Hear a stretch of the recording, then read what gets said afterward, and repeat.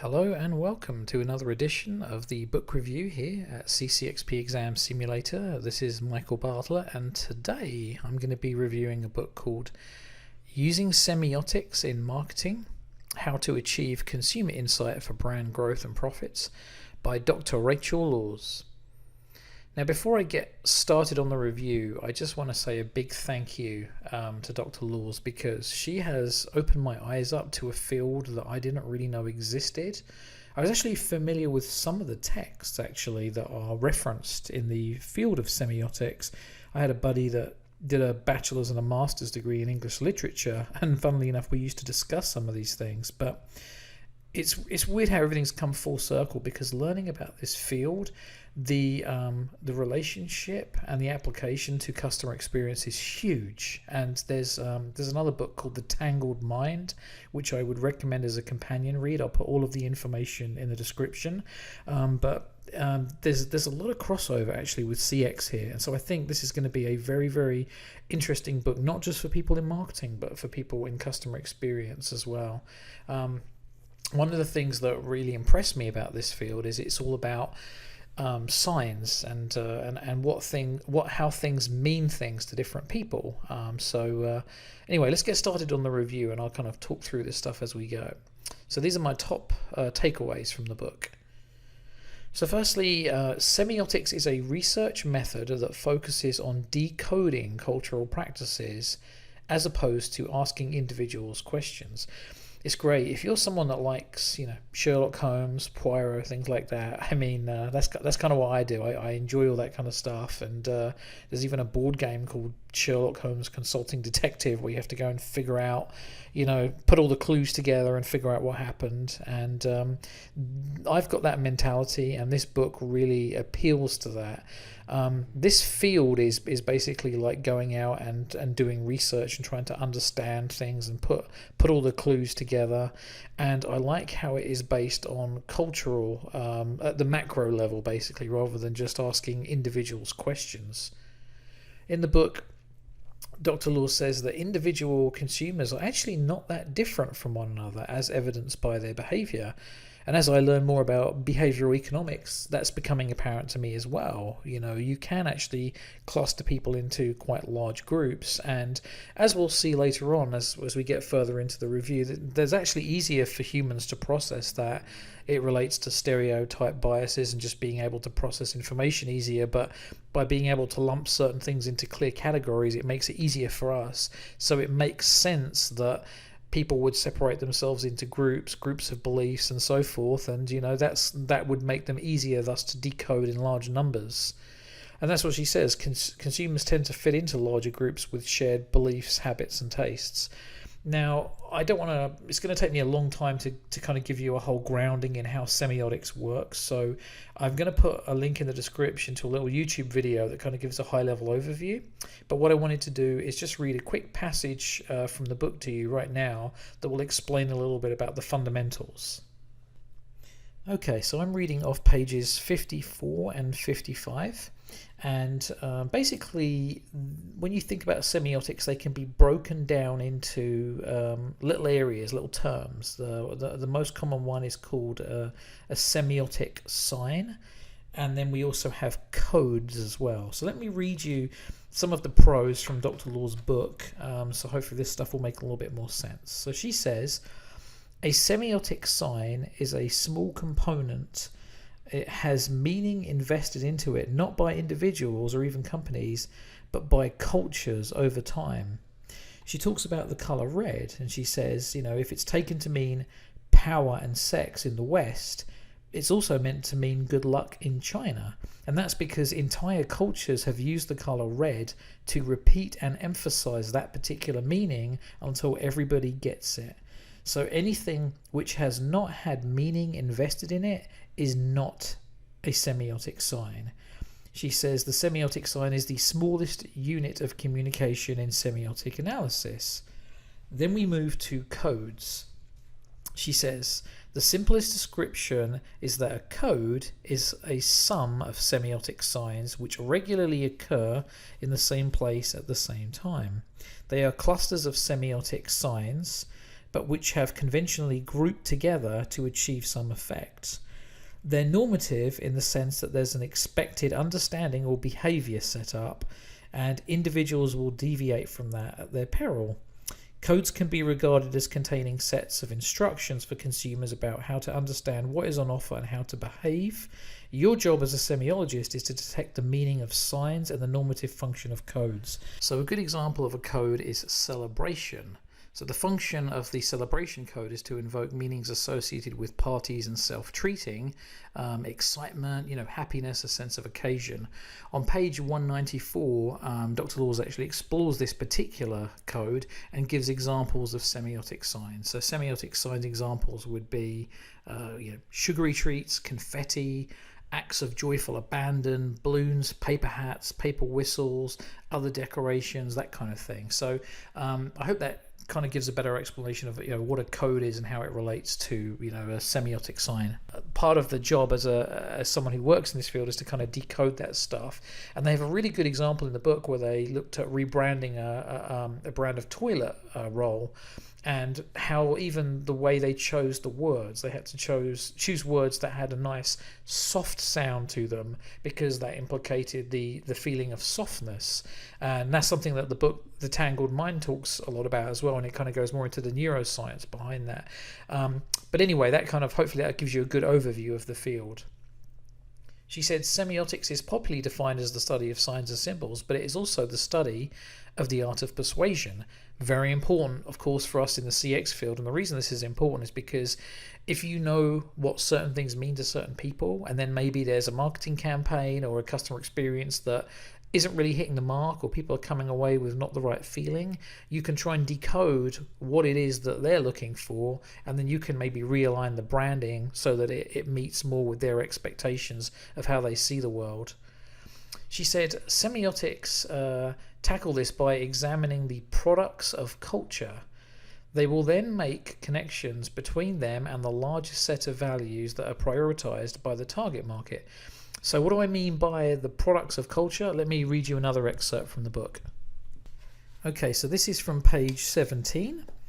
Dr. Laws says, the products of culture include things like buildings, fashions, prepared foods, social institutions such as business and education, private and public services, retail and shopping, and everything that is the result of human endeavor.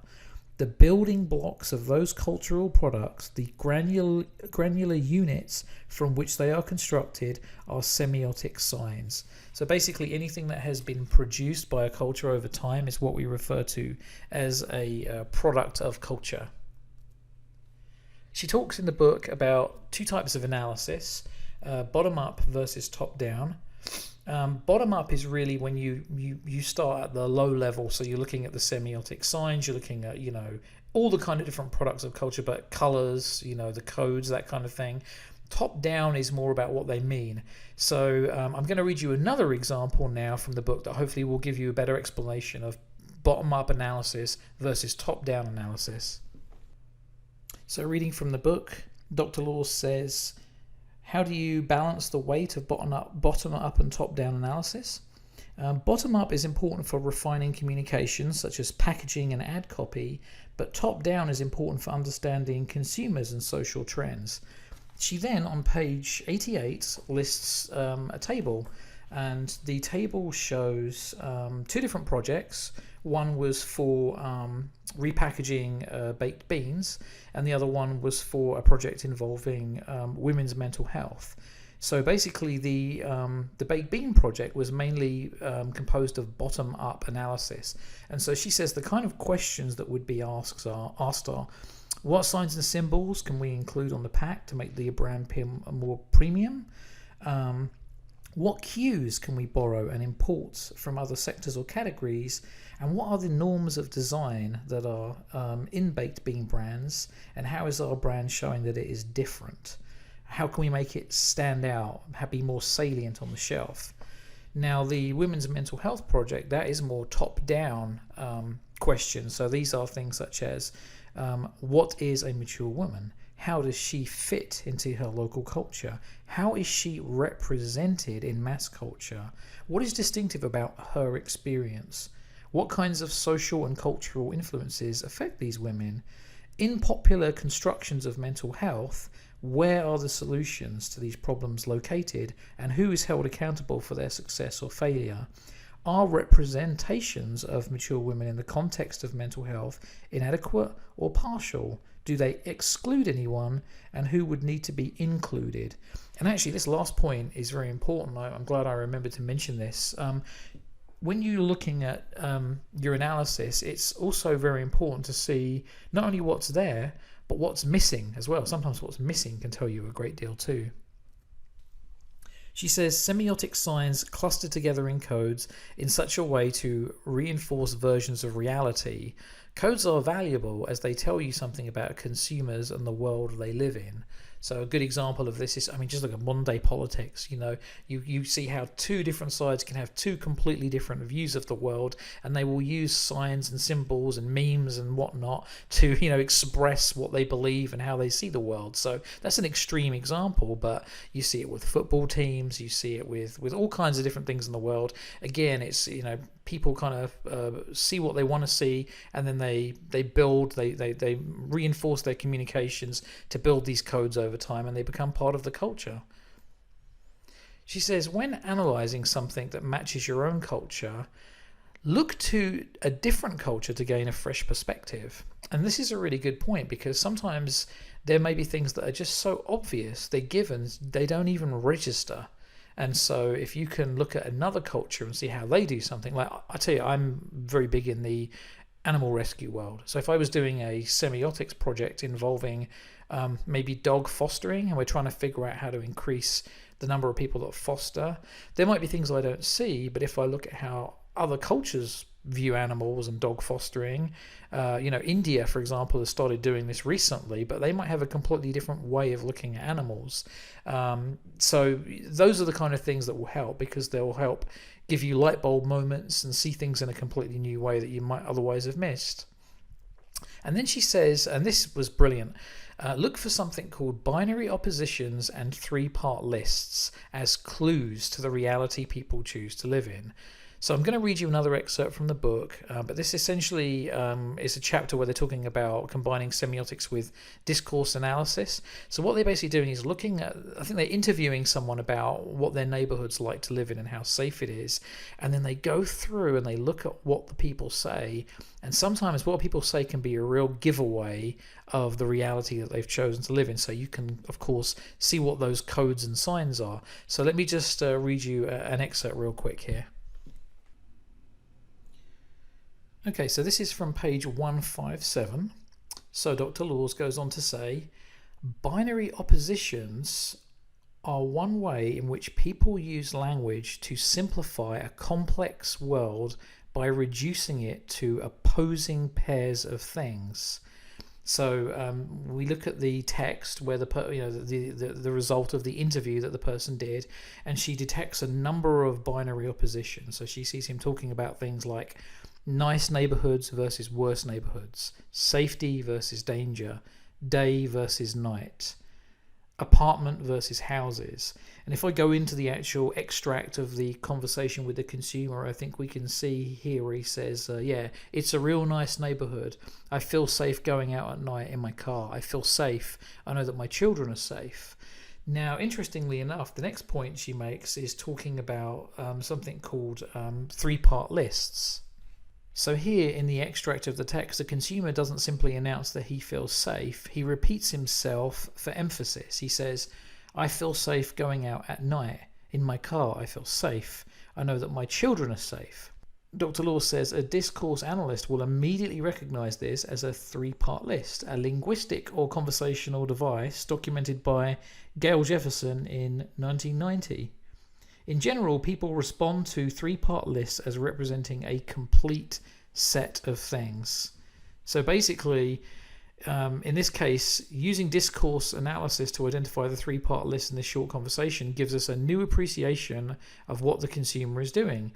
He is keen to emphasize that the neighborhood enjoys all kinds of safety. It is comprehensively safe. And so these are just two little nuggets that I picked up in the book, the binary oppositions and three-part lists.